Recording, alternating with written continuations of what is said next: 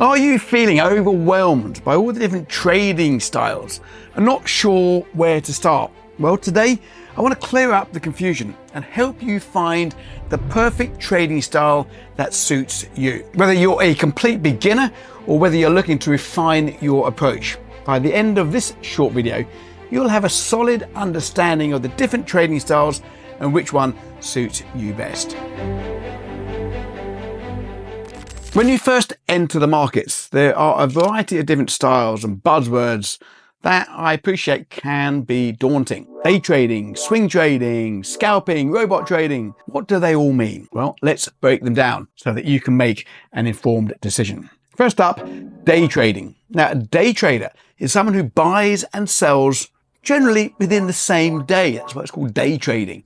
They might make multiple trades a day, but typically they close positions before the day ends, which ordinarily is 5 p.m. New York, but of course brokers do differ. Now, day traders rely on short time periods. Typically they look at, say, the 15-minute chart or the 1-hour chart or the 4-hour chart for their confirmation. We call it higher time frame analysis. Now, this requires several hours at the screens on a daily basis. If you have a full-time job, day trading might not be feasible or the best approach for you to take. But if you can commit to, say, 3 or 4 hours a day, it might be a good fit. Then you've got swing traders. Now, swing traders tend to hold positions for several days, sometimes weeks or even months. They trade based on medium to long-term trends and use those higher time period charts, like the daily, the weekly and the monthly charts. Now, this style is great for those that have limited time. Spend maybe 10 to 30 minutes a day analyzing the charts, placing their trades, and off they go about their daily life. Swing trading is ideal for those with day jobs or beginners looking to learn without the pressure of constant monitoring. I often say, if you're struggling with your trading, crank it up to the day charts, much less emotional up there. And we know the emotions are the biggest killers of most traders. Talking about emotions, then you've got the third style of trading, and that's scalping. Scalping is high speed, high frequency trading.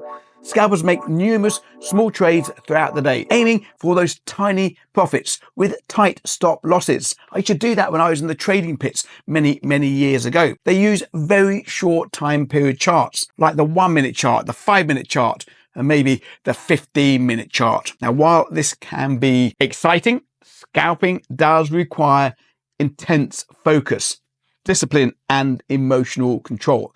I've seen many traders give up their trading dream because they've started off with the exciting scalping style. Now, it's not recommended for those beginners due to that very reason. The fast pace and the potential for significant losses, I think, does increase. And then you've got the black box, the robot trading. Robot trading basically involves using automated systems. When you're trading with the MetaQuotes, MetaTrader 4 and MT5 and so forth, these are known as EAs or expert advisors. And these execute trades based on preset algorithms. Now, these systems can run 24/7, even when you're not watching the markets. You can use a virtual private servers to run your EAs. However, you have to be cautious.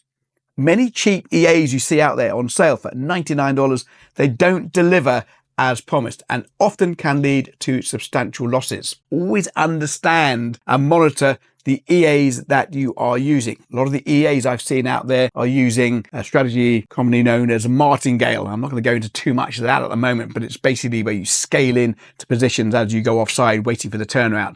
Works very well for most of the year, but the time it turns against you is the time you end up blowing up the account. So always do your analysis when you're looking at potentially buying these EAs. I've seen a lot of traders also in the past when they've struggled with the emotions of scalping or day trading, they think it's all going to be answered by using an EA. It does have its advantages, but you need to look more closely into that. So choosing your style of trading. Your trading should align with your objectives, your personalities, and your time commitments. Here are the 3 factors to consider.